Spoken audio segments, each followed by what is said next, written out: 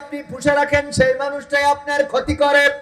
যেই মানুষকে বড্ড বেশি ভালোবাসেন সেই মানুষ আপনার শেষ করে দেওয়ার জন্য ষড়যন্ত্র করে। যেই মানুষটাকে আপনি বড্ড ভালোবেসে পরম আদরে রাখেন সেই মানুষ আপনার বুকে দাগা দিয়ে চলে যায়। বলেন ঠিক না বেঠিক? এই জন্য মনে হয় শিল্পী গেয়েছে, আপন মানুষ চেনা বড়ই দায় রে, আপন মানুষ বোঝা বড়ই দায়। ঠিক না বেঠিক? আপন মানুষ চেনা বড্ড দায়। কোন মানুষগুলো আজকে মামলা করে, কোন মানুষগুলো স্টেজে বাধা দেয়, যেই মানুষগুলো আগে স্টেজের পাশে বসে ওয়াজ শুনতো আর বাহাবা দিত, সেই মানুষগুলো আবার এখন মামলা করে, সেই মানুষগুলো আবার এখন বাধা দেয়, সেই মানুষগুলো আবার নানান ভাবে হয়রানি করে। আহা, এই কি আমাদের ভালোবাসা ছিল?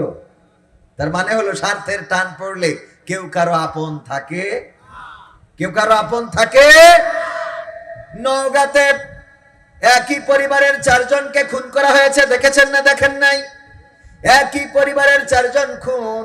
আরে স্বামী এবং স্ত্রী 2 জনকে জবাহ করা হয়েছে। তাদের সন্তান একজনের বয়স 10, আরেকজনের বয়স 3 বছর। এই 2টা সন্তানকে মাথায় আঘাত করে হত্যা করা হয়েছে। যতটুকু জানলাম পত্রিকায় এখন পর্যন্ত, সেটা হলো যার সন্তানকে হত্যা করেছে, যেই পুত্র এবং পুত্রবধূকে হত্যা করেছে, উনার 5 কন্যা 1 ছেলে সন্তান। 5 কন্যা 1 ছেলে সন্তান। কোন এক জামাতা অর্থ সম্পদ নিয়ে, জমি জায়গা নিয়ে ঝামেলা করে এই কাজটা করেছে বলে আপাতত ধারণা করছে। আহারে, যেই জমিনের জন্য 4টা, তার মানে তার বংশকে নির্বংশ করা হলো। যেহেতু একটাই ছিল ছেলে সন্তান, সেই সন্তানের আবার 2টা ছিল সন্তান, একটা ছেলে একটা মেয়ে, 2টাকেই হত্যা করা হয়েছে। তার মানে এই মুরব্বীর বংশের বাতিটা নিভিয়ে দেওয়া হলো। এখন আর এই মুরব্বীর নিজের পক্ষের কোন নাতিপুতি থাকলো? যা আছে মেয়ে পক্ষের, তার মানে ওটা হলো অন্যদের নাতিপুতি। ঠিক না বেঠিক? এই নির্বংশ করা হলো কিসের জন্য? শুধুমাত্র জমিনের টানে, সম্পদের টানে, অর্থের টানে। আহারে, এই যদি হয় ভালোবাসা, আমার যুবকেরা, আমার কলিজার টুকরারা, যা চিন্তা করো। আমার ভাইজান বললেন রাস্তায় ফোন চালাচ্ছেন, এই ফোনটাও পড়ে থাকবে, এই ফোনটাও তোমার না। অ্যাক্সিডেন্ট করে দেখো, তোমার ফোন কই চলে যাবে টের পাবা না। তুমি হাসপাতালে যাওয়ার আগে তোমার ফোন পাতালে চলে যাবে। ঠিক না বেঠিক?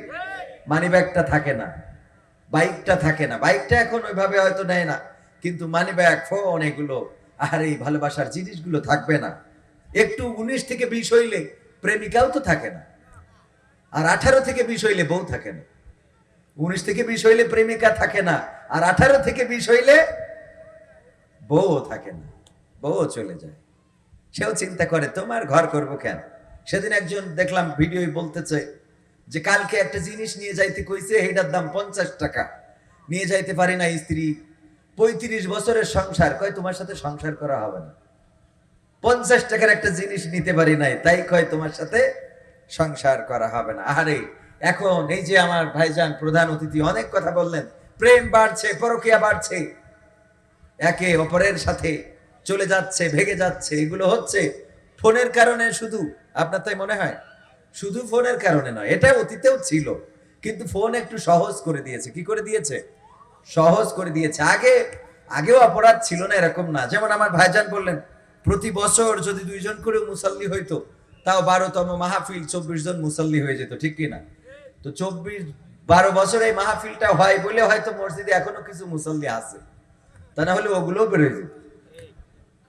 কথা কয় না? ওগুলো হয়তো পাওয়া যেত, কিছু তো অন্তত কাজ হয়। একদম কাজ হয় না এরকম না, আমাদের কিছু টাকা পয়সা হয়, আমরা কিছু খাইতে পারি। কথা কয় না? এই ওসিলায় বাদাম বিক্রেতারা, এই যে চটপটি কটকটি, ওরাও টার্গেটে থাকে হুজুরের কানে মাহফিল হবে, তাই না? ওদেরও কিছু বেচা কিনা হয়। প্রজেক্টর যে ভাড়া দেয়, এই ওসিলায় তার ভাড়াটা চলে। ওখানে একটা প্রজেক্টর লাগাই দিয়েছে, মা বোনদের কিছু পয়সা হয় না, কিছু তো রুজি হয়, কিছু তো হয়। আবার এই ওসিলায় প্রেমিক প্রেমিকারে বলে বাদাম কিনে দিবা না, আইসেন। হ্যাঁ, মজা পাইলেন না? এই কথা না বললে তো আপনাদের মজা লাগে না। ঠিক না বেঠিক? এইগুলো আসলে বাস্তবতা। কি হুজুর? এগুলো বাস্তবতা।